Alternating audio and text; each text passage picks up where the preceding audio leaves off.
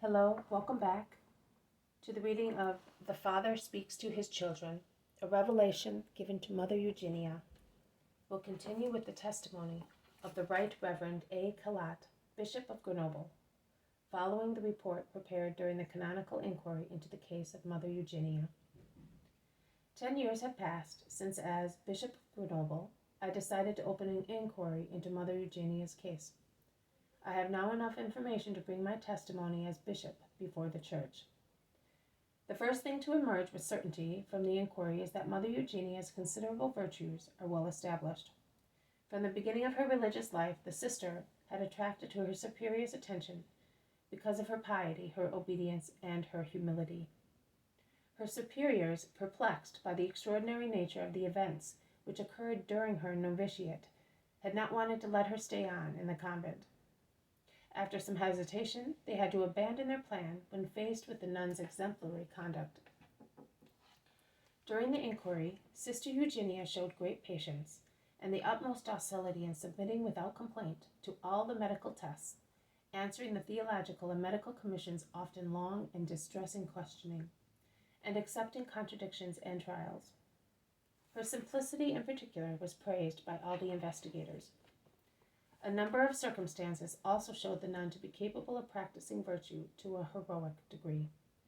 According to the theologians, an especially striking feature was her obedience during Father Auguste Valentin's inquiry in June 1934, and her humility on the sad day of 20th December 1934. I can attest that while she was Superior General, I found her very devoted to her duty, dedicating herself to her task, which must have seemed all the more difficult to her as she was not prepared for it. With her great love for souls, her congregation, and the Church.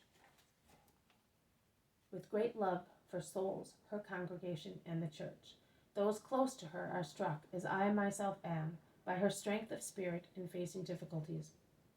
I am impressed not only by her virtues, but also by the qualities she displays in exercising her authority. Also striking is the fact that a relatively uneducated nun should come to fill her congregation's highest office. In this, there is already something extraordinary, and from this point of view, the inquiry conducted by my Vicar General, Monsignor Gary, on the day of her election is very significant. The answers given by the chapter members and by the superiors and delegates of the various missions show that they were choosing Mother Eugenia as their Superior General, in spite of her youth and the canonical obstacles which would normally have caused the idea of her nomination to be rejected, because of her qualities of judgment, balanced temperament, energy, and firmness. Reality would seem to have far surpassed the hopes that her electors placed in her. What I especially noticed in her was her lucid, lively, and penetrating intelligence. I said that her education had been inadequate, but this was for external reasons, over which she had no control. Her mother's long illness had compelled her, at a very early age, to look after the house and be absent from school very often. Then, before she entered the convent, there were the hard years she worked in industry as a weaver. Notwithstanding these basic gaps, the consequences of which are evidenced in her style and spelling, Mother Eugenia gives many lectures in her community. It is worth noting that she herself compiles her congregation's circulars and the contracts with municipal authorities or administrative councils regarding the hospital institutes of Our Lady of the Apostles. She has also compiled a long directory.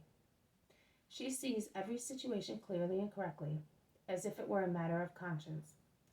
Her instructions are straightforward, precise, and very practical. She knows each of her 1,400 daughters personally, and also their attitudes and their virtues. Hence, she is able to select those who are most qualified to perform various tasks. She also has an accurate personal knowledge of her congregation's needs and resources. She knows the situation in every house and has visited all her missions. We wish to emphasize also her spirit of farsightedness. She has taken all the necessary measures for every hospital or school to have qualified nuns, and whatever they need to live and develop. I find it particularly interesting to note that Mother Eugenia seems to possess a spirit of decisiveness, a sense of reality, and a creative will. In 6 years, she has founded 67 institutes and has been able to introduce very useful improvements in her congregation. If I single out her qualities of intelligence, judgment, and will, and her powers of administration, it is because they seem to me to rule out definitively all the hypotheses about hallucinations, illusions, spiritism, hysteria, or delirium. These were examined during the inquiry, but proved incapable of giving a satisfactory explanation of the facts. Mother Eugenia's life is a constant demonstration of her mental and general equilibrium, which to the observer seems to be the dominant feature of her personality. Other hypotheses about suggestibility and manageability led the investigators to wonder whether they might be dealing with a very impressionable temperament, like a multifaceted mirror which reflects all influences and suggestions. These hypotheses were also rejected for reasons of everyday reality. Although Mother Eugenia is gifted with a sensitive nature and an emotional disposition, she has shown that she has never favored anyone, and far from letting herself be influenced by human considerations, she has always been able to determine her own projects and activities and to gain the acceptance of others through her personal insight. This has been a reading from The Father Speaks to His Children, a revelation granted to Mother Eugenia,